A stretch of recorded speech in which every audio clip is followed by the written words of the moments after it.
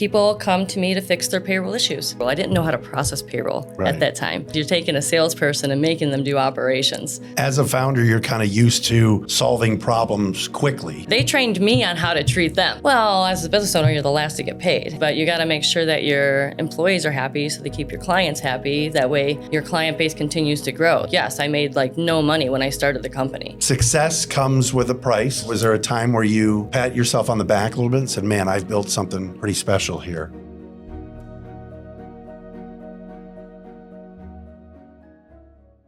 Welcome back in, everybody, to another episode of the Freedom First Pathway podcast. My name is Matt Derry, where we talk to business owners about what they're going through, their stories, founder-led businesses, even second-generation-led owners. That's what we talk to on this program today. If you're unfamiliar with FFP, it is very simple. We help business owners kind of take away that fragmentation. There's a lot of owners out there that work with a lot of great consultants and certainly folks out there that help them. What if you could have that single point of accountability? That is what FFP has to offer. Today, another owner is with us. It is great to have Carla Marsh with us, the owner of Accurate Pay Systems. They are a payroll company.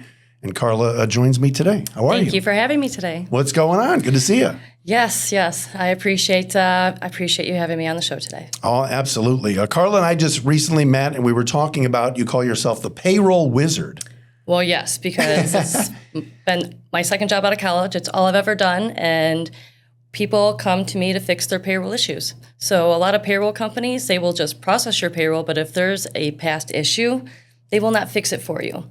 I will fix past issues, do amendments, pay past due taxes, and get things fixed for the client and get them ready going forward so it's clean. I love that. I want to hear all about your story. Obviously, that's why you're here. But what are you seeing out there right now? It's 2026.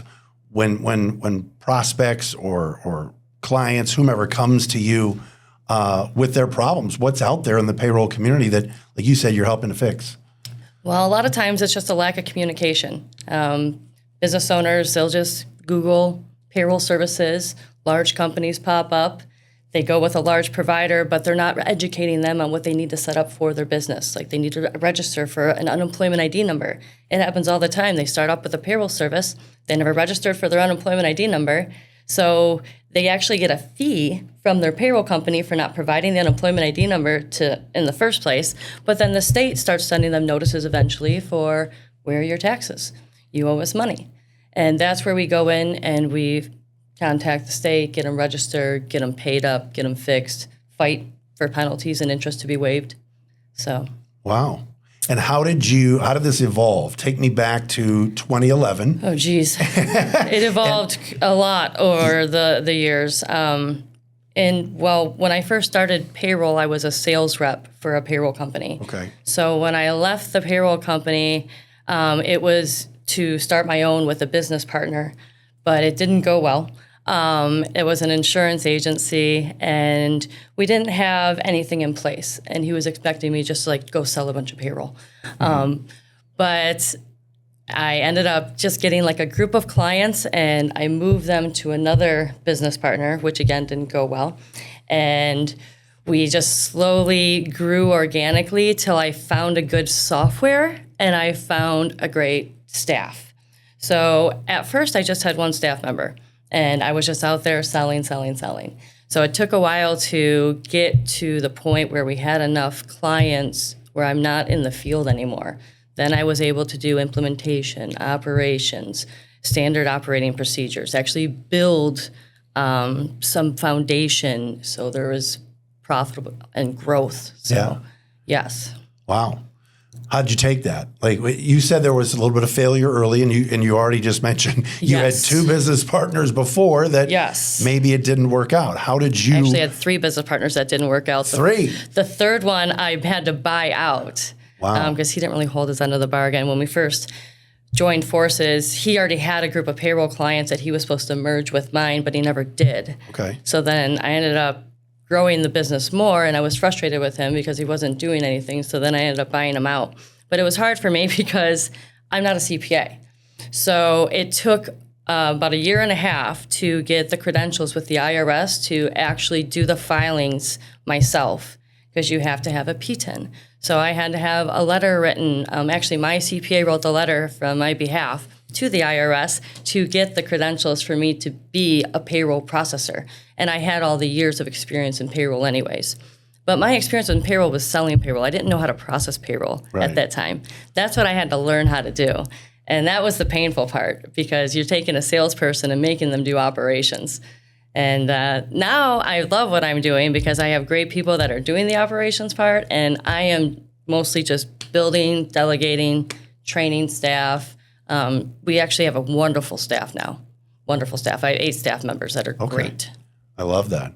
Carla Marsh is with us, owner of Accurate Pay Systems. She's touched on kind of being this founder, and like you said, some failure first, maybe not on your part, but just on learning the fit and learning. How did you deal with that? Well, when you don't succeed, try and try again. Yeah. So I was just researching other payroll softwares that were out there that were going to accommodate what I was looking for them to do. And I found one that was working for us for a while called Payroll Relief. And it was really good. And we used that for about 6 years.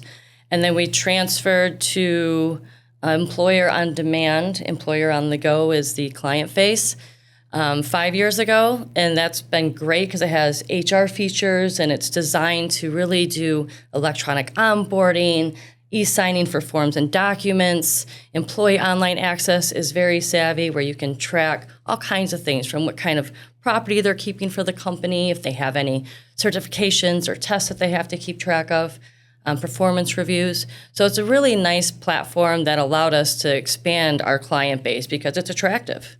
I love that. As a founder, you're kind of used to solving problems quickly. When did you first encounter something that maybe didn't respond to that approach? To not responding quickly? Yeah. Well, sometimes my staff does tell me to walk away when I get frustrated with things because I am a little hot-headed. I'm an Aries, so, impulsive and hot-headed naturally. Okay. Yeah. But sometimes clients will, maybe lie or NSF and say that they're going to have the funds, and then they don't have the funds. And so there's little issues with that you have to have a little waiting game and maybe get credit people involved and stuff. So, but is that what you meant by that? Yeah, and I love it. And let me piggyback off of that, because you were in a position in payroll before where you weren't the boss. Correct. So now you've got to make that transition. How did you do? Well, my staff really helped me make the transition. When I first took over the company from my business partner, there was 2 main staff members that are still with me today that have really been my foundation. And one of them literally told me that she didn't like the way I was talking to her, so I changed my tune. And they trained me on how to treat them. Okay. Yeah. Yeah. Well, how important is that? Because certainly, look, the books, you've got, family to feed. So do the people that you work for, that work with you. You want to make money and be successful, but there is that human side, right? Well, as a business owner, you're the last to get paid. So that's always, that just is what it is. But you got to make sure that your employees are happy so they keep your clients happy. That way your client base continues to grow. So it's like, yes, I made no money when I started the company. I had to have a roommate. My roommate that I had actually works for me full time. She's a wonderful implementation specialist. No way. Yeah. Yeah. Yes. This is a great story. I love that. When did you know maybe I've made it? When did you... Well, my big thing in my head was that I wanted to reach a point where I didn't have every single client memorized.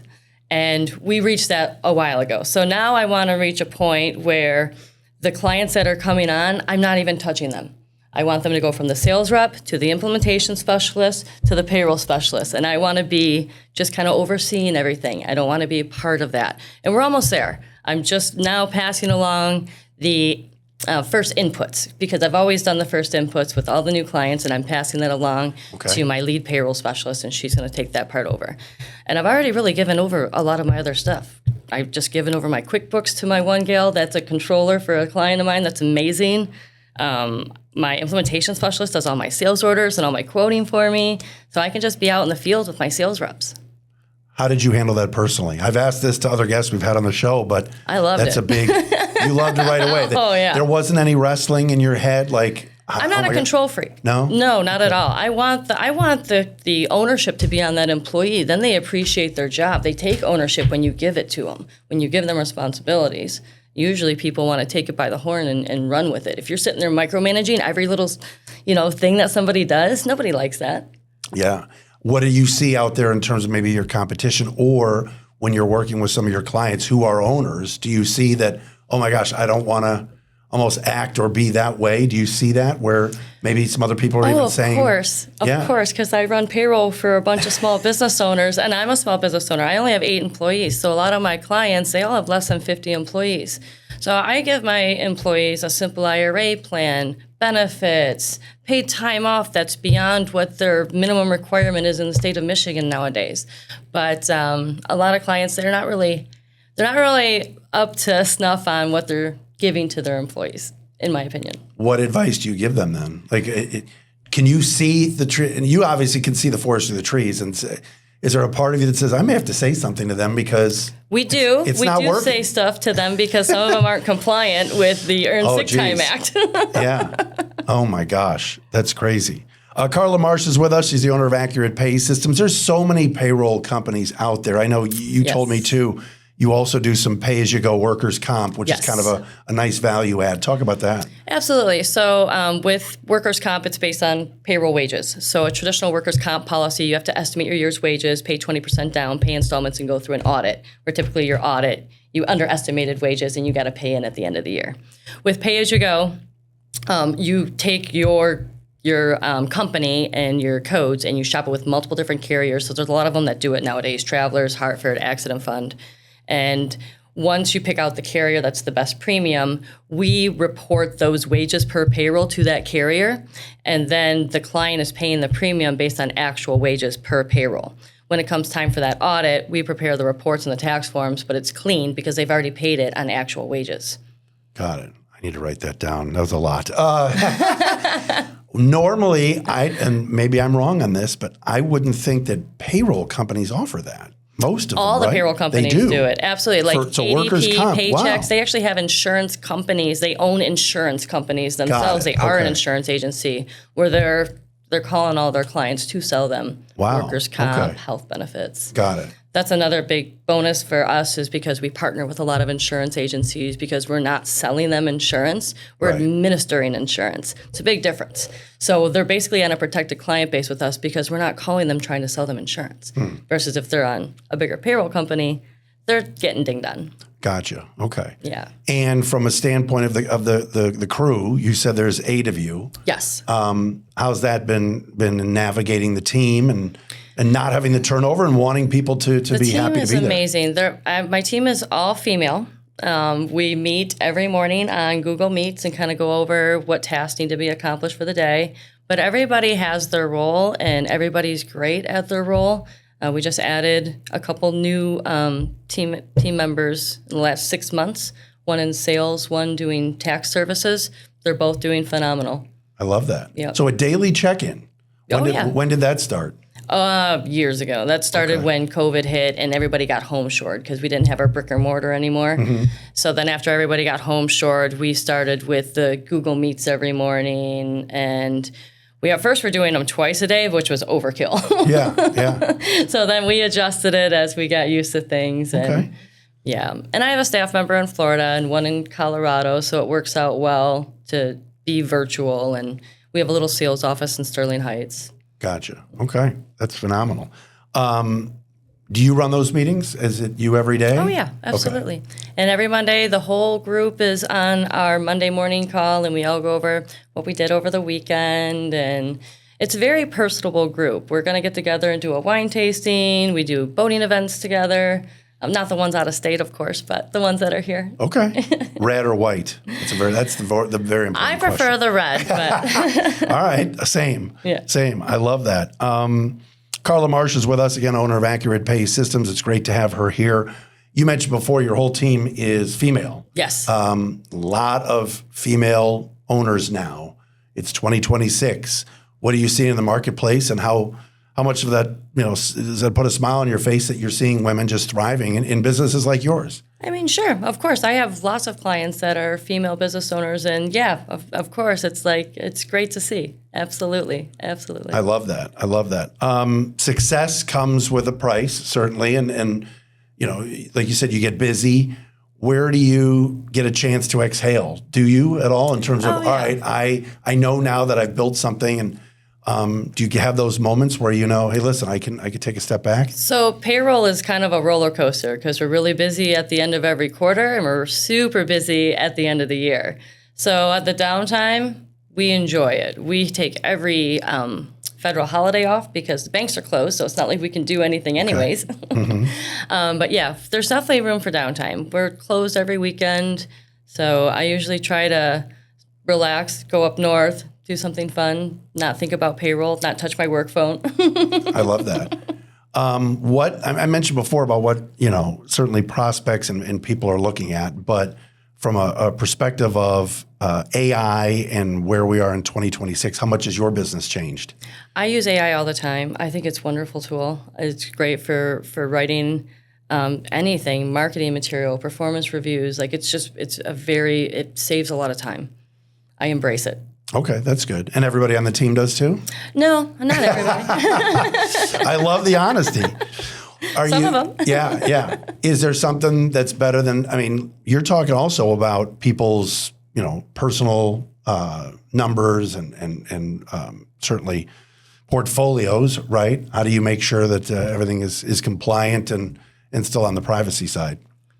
Well, we pay a lot of money for our software, so they're the ones that keep everything secure. And there's multiple levels of security to get into our software in the first place. But when it comes from a tax compliance side, we're overseeing everything. We're double checking everything. Even before we upload the files to the government, everything is being reviewed. So, this path for you, Carla, is this what you envisioned? You said 2011, and then you had some hiccups for a few years, but is this kind of what you thought? Like, hey, this is what I was thinking about. Absolutely. Well, even when I was a child, I always wanted to be an entrepreneur. My parents were entrepreneurs. They owned a campground. So I always just wanted to have my own company. I didn't know what I wanted to have, but I wanted to have my own company. And then after working for ADP, which is the world's largest payroll provider, they have great training. And they literally had this sales rally, and this guy came in, and he said, we surveyed all of our ADP payroll clients, and the number one reason why they chose ADP is because of you, the sales rep. And that's when I was thinking, oh, well, I got this. I was the number 2 sales rep in the state, so I can go sell some payroll. Yeah. And I was wrong. That's when I failed miserably. Wait a minute. So you were really number 2. So what was your secret? What was the secret to the sauce and success of Carla Marsh? Being consistent. I was a CPA centric, so I was assigned to CPA firms. So you just got to show up. I would show up every week with donuts and flyers and try to get them to come out to lunch with me and bring them coffee, whatever it was. And eventually they'd be like, oh, it's just Carla again. And, oh, yeah, this person was complaining about their payroll. Maybe you should give them a call. So I love that. Donuts. Do you hear that, folks? That's the key to everything. And that's what we do today. We still cater to the CPA firms, bring them snacks, because CPAs don't want to deal with payroll. And not only that, they don't want to deal with a large payroll company either. They're hard to talk to. You're calling an 800 number. You can't get a hold of anybody. So when their client is having an issue, it's kind of hard to fix. So we heavily market to CPA firms. You mentioned Accurate Pay, which is your company. How are you different in terms of, like you said, they're calling the big box payroll companies. They're not getting a hold of somebody, or they're talking to somebody in a different country. Yes. What is your process, and what makes you guys stand out? We're small. We're local. All of my employees have work cell phone numbers, so my clients can call them, text them. Our response time is impeccable, though. If we're not hard to get a hold of, that's for sure. And if there is an issue, we can fix it right away, because we're not this huge conglomerate that's trying to figure out what chain to go through to fix it. You mentioned sales before. How big of that sales background has helped you now in being an owner and running your own 100%. company? 100%. It's helped me 100%. Absolutely. Yeah. Yes. I don't think I would have been able to make a payroll company work without being a sales rep. I mean, you have to be out there. You have to find the clients to service in the first place. It's not like if you just put payroll service in the yellow pages, people are going to call you. They don't know who you are. Payroll's very sensitive too.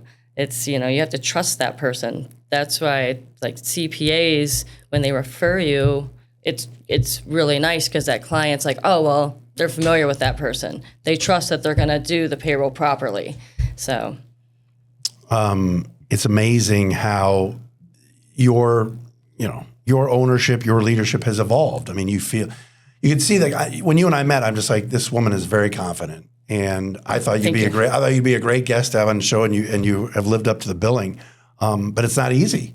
You got to have, I guess, that I always talk about KLT, know, like, and trust. You want to work with people that you do know, like, and trust. You seem to have that, and I love that for you. I think that's amazing. What's the next step? Where do you see APS in 5 years, 10 years? Have you thought about that?